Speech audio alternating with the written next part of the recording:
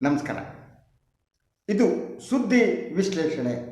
ನಾನು ಶಶಿಧರ್ ಭಟ್. ಇದು ನನ್ನ ಡಿಜಿಟಲ್ ವಾಹಿನಿ. ಇದನ್ನು ಲೈಕ್ ಮಾಡಿ, ಸಬ್ಸ್ಕ್ರೈಬ್ ಮಾಡಿ, ಬೆಲ್ ಐಕಾನನ್ನು ಪ್ರೆಸ್ ಮಾಡೋದಕ್ಕೆ ಮರಿಬೇಡಿ. ಹಾಗೆಯೇ ಸಾಧ್ಯ ಆದರೆ ಸಹಾಯ ಮಾಡಿ. ನಿಮ್ಮ ಸಹಾಯವೇ ನನ್ನಂಥವರ ಸ್ವತಂತ್ರ ಪತ್ರಿಕೋದ್ಯಮಕ್ಕೆ ಶ್ರೀರಕ್ಷೆ. ಇವತ್ತು ರಾಜ್ಯಸಭಾ ಚುನಾವಣೆ ನಡೀತು. 4 ಸ್ಥಾನಗಳಿಗೆ ನಡೆದ ಚುನಾವಣೆ ಇದು. ಇಲ್ಲಿ 3 ಸ್ಥಾನಗಳನ್ನು ಕಾಂಗ್ರೆಸ್ ಗೆದ್ದು, 1 ಸ್ಥಾನವನ್ನು BJP ಗೆದ್ದು. 5ನೇ ಅಭ್ಯರ್ಥಿಯಾಗಿ ಕಣಕ್ಕೆ ಇಳಿದಿದ್ದಂತಹ ಕುಪೇಂದ್ರ ರೆಡ್ಡಿ ಅವರು ಸೋಲನ್ನು ಅನುಭವಿಸಿದರು. ಅವರಿಗೆ ಬಂದಿದ್ದು 36 ಮತಗಳು. 9 ಮತಗಳಿಂದ ಅವರು ಸೋತರು. ಇದು ಅನಿರೀಕ್ಷಿತ ಆಗಿರಲಿಲ್ಲ, ಇದು ನಿರೀಕ್ಷಿತವೇ. ಯಾಕೆಂದರೆ JDS ಪಕ್ಷಕ್ಕೆ ಬೇಕಾದಷ್ಟು ಶಾಸಕರ ಬೆಂಬಲ ಇರಲಿಲ್ಲ. ಅವರಿಗೆ ಇದ್ದದ್ದು 19 ಮತಗಳು. ಹಾಗೆಯೇ BJP ಏನಿದೆ, BJP ಒಟ್ಟು 66 ಸದಸ್ಯರನ್ನು ಹೊಂದಿದ್ದ ಪಕ್ಷ. 45 ಮತಗಳೇನಿವೆ ಶಾಸಕರ ಬೆಂಬಲ, ಅದು BJPಯ ಅಭ್ಯರ್ಥಿಗೆ ಬೇಕಾಗಿತ್ತು. ಉಳಿದ ಮತಗಳನ್ನು JDS ಅಭ್ಯರ್ಥಿಗೆ ವರ್ಗಾಯಿಸಬೇಕು ಅನ್ನುವ ತೀರ್ಮಾನಕ್ಕೆ ಬರಲಾಗಿತ್ತು. ಹಾಗಿದ್ದರೆ JDS ಯಾಕೆ ಅಭ್ಯರ್ಥಿಯನ್ನು ಕಣಕ್ಕೆ ಇಳಿಸಿತು? ಇದಕ್ಕೆ ಬೇರೆ ಬೇರೆ ರೀತಿಯ ವಾದಗಳನ್ನು ಮಾಡುವವರಿದ್ದಾರೆ. ರಾಜಕೀಯವಾಗಿ ಅಸ್ತಿತ್ವವನ್ನು ಉಳಿಸಿಕೊಳ್ಳುವುದಕ್ಕಾಗಿ JDS ತಮ್ಮ ಅಭ್ಯರ್ಥಿಯನ್ನು ಕಣಕ್ಕೆ ಇಳಿಸ್ತು ಅನ್ನುವ ಮಾತು ಇದೆ.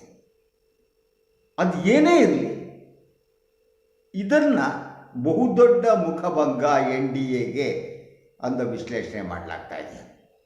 ಮಾಧ್ಯಮಗಳಲ್ಲಿ ಮುಖಭಂಗ ಅನ್ನುವ ಶಬ್ದವನ್ನು ಬಳಸಲಾಗ್ತಾ ಇದೆ. ಮುಖಭಂಗ ಅನ್ನುವುದಕ್ಕಿಂತ ಮೊದಲು ಮುಖವೇ ಇರಲಿಲ್ಲ ಅವರಿಗೆ. ಮುಖ ಇದ್ದರೆ ಮುಖಭಂಗ ಆಗುತ್ತೆ. ಆದರೆ ಇದರ ಪರಿಣಾಮ ಏನು ಅನ್ನೋದನ್ನು ನಾವು ನೋಡಬೇಕು.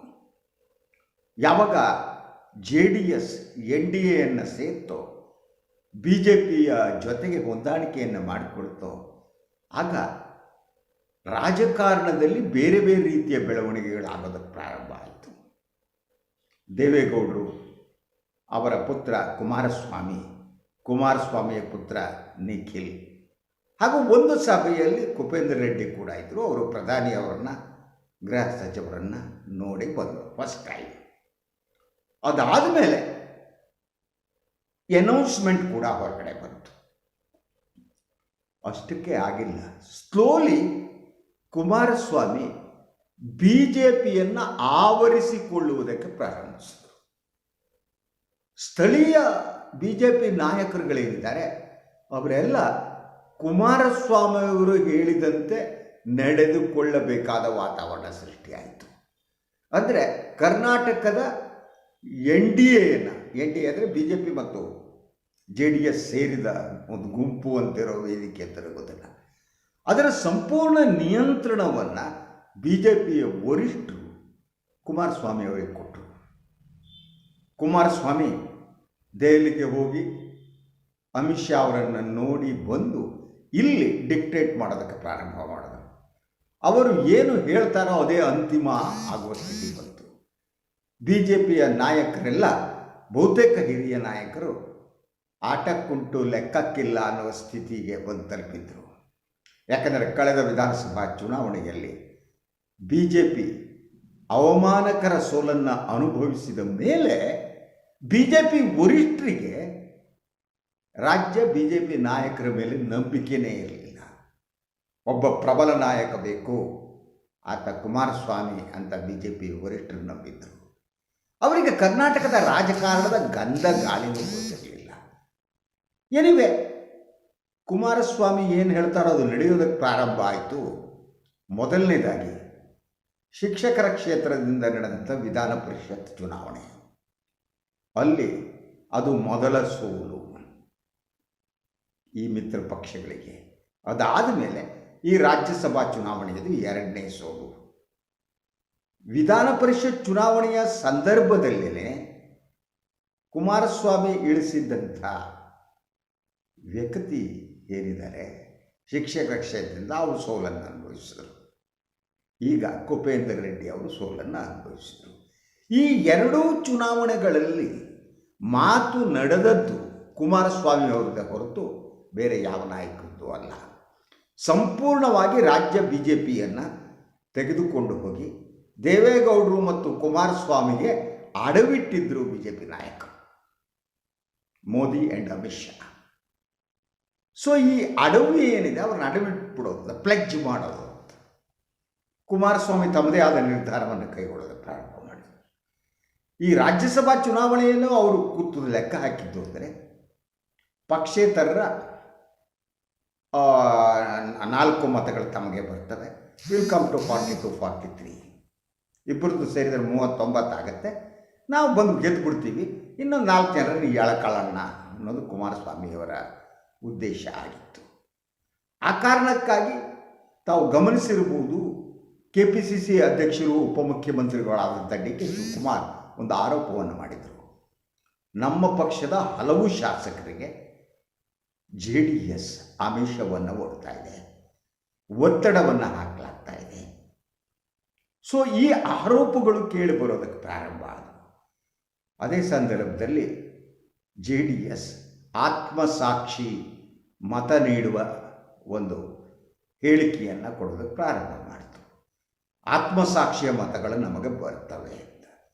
ಈ ಎಲ್ಲ ಸಂದರ್ಭದಲ್ಲಿ ರಾಜ್ಯ ಬಿ ಜೆ ಪಿ ನಾಯಕರುಗಳು ಮಾತನಾಡಿದರೂ ಕೂಡ ಒಳಗಡೆ ಅವರಲ್ಲಿ ಮೌನ ಇತ್ತು, ಒಳಗಡೆ ಆತಂಕ ಇತ್ತು.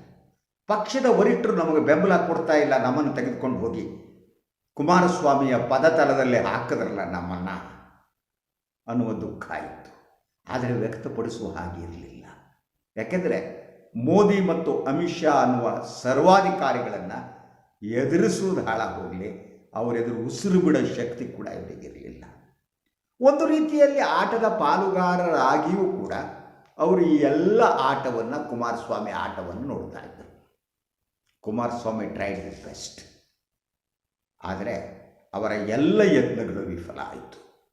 ಅದಕ್ಕೆ DK ಶಿವಕುಮಾರ್ ಅವರು ಪ್ರತಿಯಾಗಿ ಒಂದು ವ್ಯೂಹವನ್ನು ರಚಿಸಿದರು.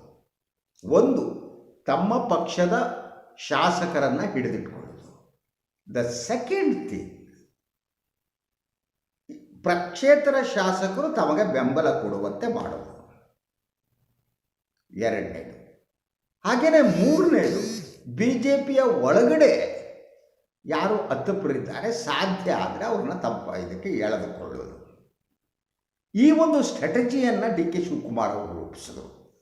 ಅದರಂತೆ ನಿನ್ನೆ ಕೂಡ ಕಾಂಗ್ರೆಸ್ ಶಾಸಕರನ್ನು ತೆಗೆದುಕೊಂಡೋಗಿ ಕರೆದುಕೊಂಡೋಗಿ ಒಂದು ಹೋಟೆಲ್ನಲ್ಲಿ ಇಡಲಾಗಿತ್ತು. ಬೆಳಗ್ಗೆ 4 ಬಸ್ಸುಗಳಲ್ಲಿ ಅವರು ವಿಧಾನಸೌಧಕ್ಕೆ ಬಂದರು. ಅದರ ನಡುವೆ ಕಳೆದ 3-4 ದಿನಗಳಿಂದ ಪಕ್ಷೇತರ ಶಾಸಕರ ಜೊತೆ ಕಾಂಗ್ರೆಸ್ ಸಮಾಲೋಚನೆಯನ್ನು ಪ್ರಾರಂಭಿಸ್ತಾ ಇತ್ತು.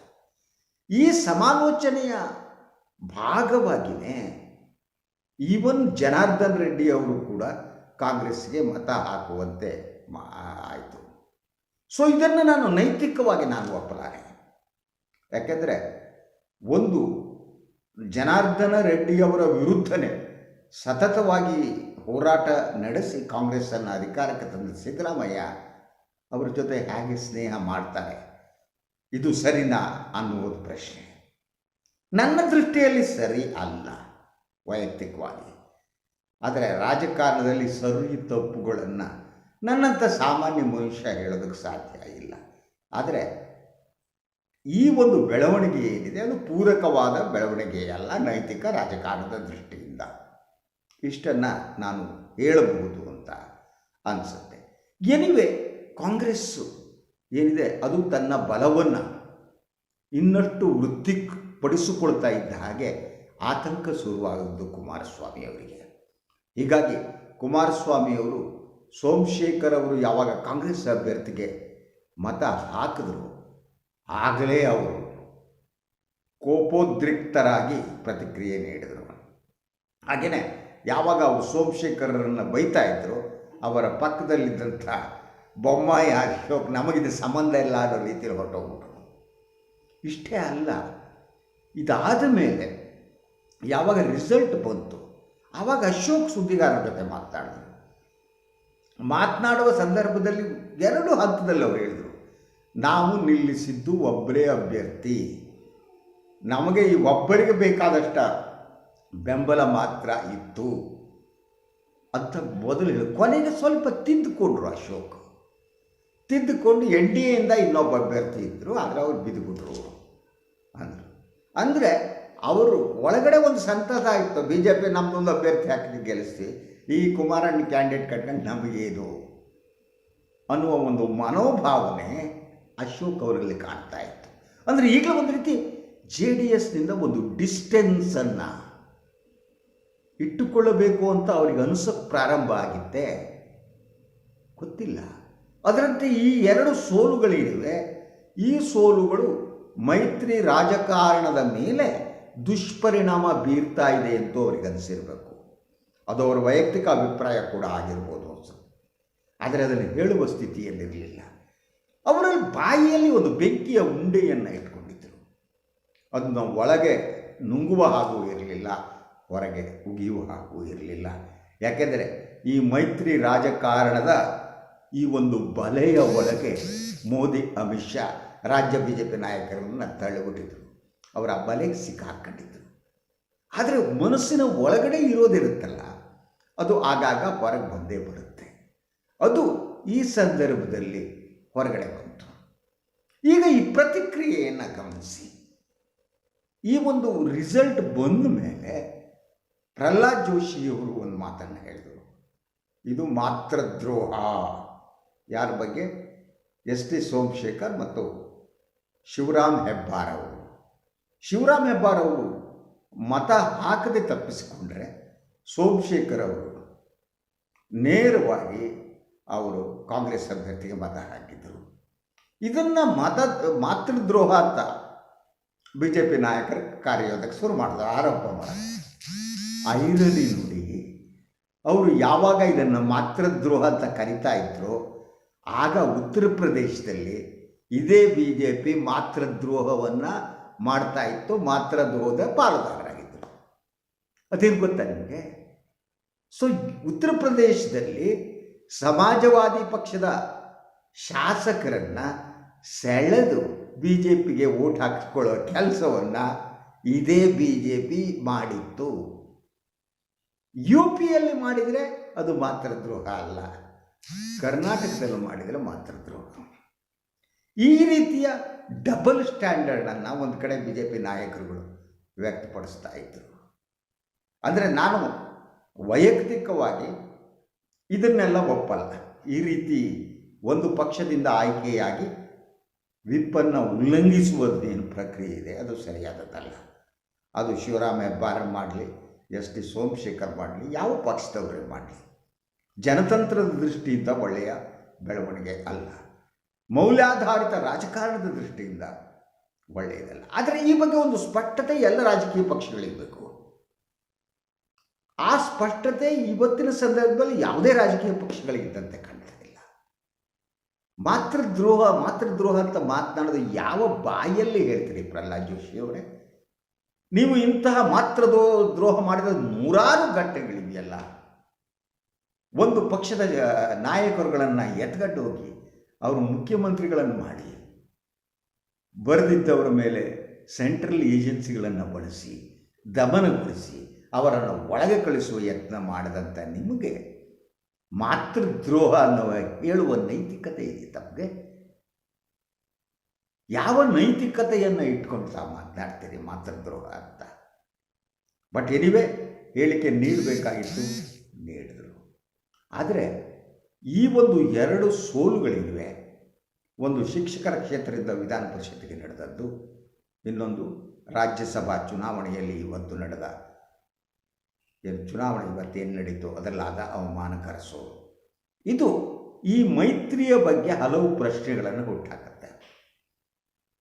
ಒಂದು, ಯಾವುದೇ ರಾಜಕೀಯ ವ್ಯವಸ್ಥೆಯಲ್ಲಿ ಪಕ್ಷದ ವರಿಷ್ಠರು ತಮ್ಮ ಅಭಿಪ್ರಾಯವನ್ನು ಸರ್ವಾಧಿಕಾರವನ್ನು ಹೇರಿ ತೀರ್ಮಾನ ತೆಗೆದುಕೊಂಡ್ರೆ ಪಕ್ಷ ಒಳಗಡೆ ಶಿಥಿಲಗೊಳ್ತಾ ಹೋಗುತ್ತೆ. ಇದನ್ನು ನೀವು ಈ ಭಾರತದ ರಾಜಕಾರಣದಲ್ಲಿ ಕಾಂಗ್ರೆಸ್ನಲ್ಲಿ ರಾಜೀವ್ ಗಾಂಧಿ, ಇಂದಿರಾ ಗಾಂಧಿಯವರು ಇಂತಹ ಕೆಲಸವನ್ನೇ ಮಾಡಿ ಕಾಂಗ್ರೆಸ್ಸನ್ನು ಹೀನಾಯ ಸ್ಥಿತಿಗೆ ತಂದರು. ಎಲ್ಲ ಕೂಡ ನಾಯಕರ ಆಯ್ಕೆಯಿಂದ ಪ್ರತಿಯೊಂದು ಕೂಡ ದೆಹಲಿಯಿಂದ ಲಕೋಟೆ ಬರುವ ಕಾಲಘಟ್ಟಾಯಿತು. ಈಗ BJP ಅದೇ ದಾರಿಯಲ್ಲಿ ಸಾಗ್ತಾ ಇದೆ. ಸ್ಥಳೀಯ ನಾಯಕತ್ವವನ್ನು ಹತ್ತಿಕ್ಕುವ, ಅವರ ಧ್ವನಿಯನ್ನು ಅಡಗಿಸುವ ಕೆಲಸವನ್ನು BJP ನಾಯಕತ್ವ ಮಾಡ್ತಾ ಇದೆ. ಕುಮಾರಸ್ವಾಮಿ ಅವರಿಗೆ ತಮ್ಮ ಪಕ್ಷವನ್ನು ಅಡವಿಡುವ ಸಂದರ್ಭದಲ್ಲಿ ಮೋದಿ, ಅಮಿತ್ ಶಾ, ನಡ್ಡಾ ಇತರರು ರಾಜ್ಯ ನಾಯಕರ ಅಭಿಪ್ರಾಯವನ್ನು ಸಂಗ್ರಹಿಸಬೇಕಾಗಿತ್ತು. ಅವರ ಜೊತೆ ಮಾತನಾಡಬೇಕಾಗಿತ್ತು. JDS ಜೊತೆ ಹೋದರೆ BJPಗೆ ಲಾಭ ಆಗುತ್ತೋ ನಷ್ಟ ಆಗುತ್ತೋ ಅನ್ನೋ ಪ್ರಶ್ನೆಯನ್ನು ಕೇಳಬೇಕಾಗಿತ್ತು. ಆದರೆ ಅಧಿಕಾರ ಅನ್ನುವುದು ಹಾಗೆ ರೂಢಿ, ಅದೊಂದು ದುರಹಂಕಾರವನ್ನು ಕೊಡ್ತಾ ಹೋಗುತ್ತೆ. ನಾನು ಪಾಪ್ಯುಲರ್ ಆಗಿದ್ದೇನೆ, ನಾನು ಜನಪ್ರಿಯ ವ್ಯಕ್ತಿ ಅಂದ ತಕ್ಷಣ ನನಗೆ ಅನಿಸೋದಕ್ಕೆ ಪ್ರಾರಂಭ ಆದರೆ ನಾನು ಏನು ಮಾಡ್ತಾನೋ ಅದೇ ಪರಮವಾದದ್ದು, ಅದೇ ಸತ್ಯ ಅನ್ನೋ ಮನಸ್ಥಿತಿಗೆ ಬಂದ್ಬಿಡ್ತಾನೆ. ಆವಾಗ ಅಲ್ಲಿ ಪತನ ಪ್ರಾರಂಭ ಆಗುತ್ತೆ. ಅಂತಹ ಪತನದ ಒಂದು ಲಕ್ಷಣಗಳು ಇವತ್ತಿನ ರಾಜ್ಯಸಭಾ ಚುನಾವಣೆಯ ಸಂದರ್ಭದಲ್ಲಿ ಕಾಣ್ತಾ ಇದೆ ಅಂತ ನನಗೆ ಅನಿಸುತ್ತೆ. ಒಂದು ಅಡವಿಟ್ಟಂತಹ BJP ಏನಿದೆ ಅದನ್ನು ಸಂಪೂರ್ಣವಾಗಿ ಮುಗಿಸುವುದಕ್ಕೆ ಬೇರೆಯವರು ಬೇಕಂತ ಅನಿಸಲ್ಲ. ಈಗ ಮುಂದಿರುವ ಪ್ರಶ್ನೆ, ಈ ಮೈತ್ರಿ BJPಗೆ ಕೊನೆಯ ಮೊಳೆಯನ್ನು ಹೊಡೆಯುತ್ತಾ? ಕುಮಾರಸ್ವಾಮಿ ತಮ್ಮ ರಾಜಕಾರಣದ ಮೂಲಕ ತಮ್ಮ ಪಕ್ಷವನ್ನು ಮುಳುಗಿಸೋದಲ್ಲ, BJPಯ ಪಕ್ಷವನ್ನೇ ಮುಳುಗಿಸ್ತಾರ? Yes, I think so. ಯಾಕೆಂದರೆ ಇವತ್ತಿನವರೆಗೆ ದೇವೇಗೌಡರು ಬೇರೆ, ದೇವೇಗೌಡರ ರಾಜಕಾರಣ ಬೇರೆ, ಅವರ ರಾಜಕೀಯ ಚಾಣಾಕ್ಷತೆ ಬೇರೆ. ಆದರೆ ಕುಮಾರಸ್ವಾಮಿ ರಾಜಕಾರಣ ಬೇರೆ. ಅದು ತುಂಬ ಚೈಲ್ಡಿಶ್ ಆದದ್ದು, ಅದು ಎಮೋಷ್ನಲ್ ಆದ ತೀರ್ಮಾನಗಳು, ದ್ವೇಷ ಪ್ರೀತಿಯ ಮೂಲಕ ಅವ್ರು ಮಾಡೋದು, ದ್ವೇಷವನ್ನು ಎಸ್ಪೆಷಲಿ ಅವರು ದ್ವೇಷದ ರಾಜಕಾರಣವನ್ನು ಮಾಡೋವಂಥವು, ಷಡ್ಯಂತರವನ್ನು ರೂಪಿಸುವಂಥವು. ಆ ಕಾರಣಕ್ಕಾಗಿ ಇವತ್ತಿನವರೆಗೆ ಅವರಿಗೆ ಯಾವುದೇ ರಾಜಕೀಯ ಷಡ್ಯಂತ್ರವನ್ನು ಯಶಸ್ವಿಯಾಗಿ ಮಾಡೋಕ್ಕಾಗಿಲ್ಲ. ಹಾಗೆಯೇ ಮೈತ್ರಿ ಸರ್ಕಾರ ಇದ್ದಾಗ ಸರ್ಕಾರ ಬೀಳುವ ಸಂದರ್ಭದಲ್ಲಿ ವಿದೇಶಕ್ಕೆ ಹೋಗಿ ಕುಳಿತು ಇಲ್ಲಿ ನನಗೆ ಸಂಬಂಧ ಇಲ್ಲ ಅನ್ನೋ ರೀತಿ ಇದ್ದವರು ಕುಮಾರಸ್ವಾಮಿ ಅವರು. ಇಂಥವರು ಈಗ ಈ ಮೈತ್ರಿ ರಾಜಕಾರಣದಲ್ಲಿ, ಹೊಸ ಮೈತ್ರಿಯಲ್ಲಿ, BJP ಜೊತೆಗಿನ ಮೈತ್ರಿಯಲ್ಲಿ NDAಯನ್ನು ಯಶಸ್ವಿಯಾಗಿ ನಡೆಸ್ತಾರೆ ಅನ್ನೋ ನಂಬಿಕೆ ನನಗಿಲ್ಲ. ಆದರೆ BJP ಈಗ ಅವರ ಅಡಿಯಾಳಾಗಿದೆ. BJP ಈಗ JDS ನಾಯಕರ ಕಾಲು ನೆಕ್ತಾ ಇದೆ. ಅಂತಹ ಅಸಹಾಯಕತೆ ಸ್ಥಿತಿ ರಾಜ್ಯ BJPಗೆ ಬಂದಿದೆ ಅಂತ ಹೇಳ್ತಾ ಇವತ್ತಿನ ಸುದ್ದಿ ವಿಶ್ಲೇಷಣೆಯನ್ನು ಮುಗಿಸ್ತೀನಿ. ಇನ್ನೊಂದು ವಿಚಾರದೊಂದಿಗೆ ಮತ್ತೆ ತಮ್ಮ ಜೊತೆ ಮಾತನಾಡ್ತೀನಿ. ಹಾಗೆಯೇ ನನ್ನ ವಾಹಿನಿಯನ್ನು ಲೈಕ್ ಮಾಡಿ, ಸಬ್ಸ್ಕ್ರೈಬ್ ಮಾಡಿ, ಶೇರ್ ಮಾಡಿ, ಬಹಳಷ್ಟು ಜನ ನೋಡಲಿ. ಅದರಂತೆ ಸಾಧ್ಯ ಆದರೆ ತಾವು ಸಹಾಯ ಮಾಡಿ ಸ್ವತಂತ್ರ ಪತ್ರಿಕೋದ್ಯಮಕ್ಕೆ ತಮ್ಮ ಪ್ರೀತಿಯ ಬೆಂಬಲದ ಕೃಪಾಶೀರ್ವಾದ ಇರಲಿ. ಅದೊಂದೇ ನನ್ನ ಉಸಿರು ಅಡಗದಂತೆ ನೋಡಿಕೊಳ್ಳುತ್ತೆ. ಎಲ್ಲರಿಗೂ ಶುಭರಾತ್ರಿ, ನಮಸ್ಕಾರ.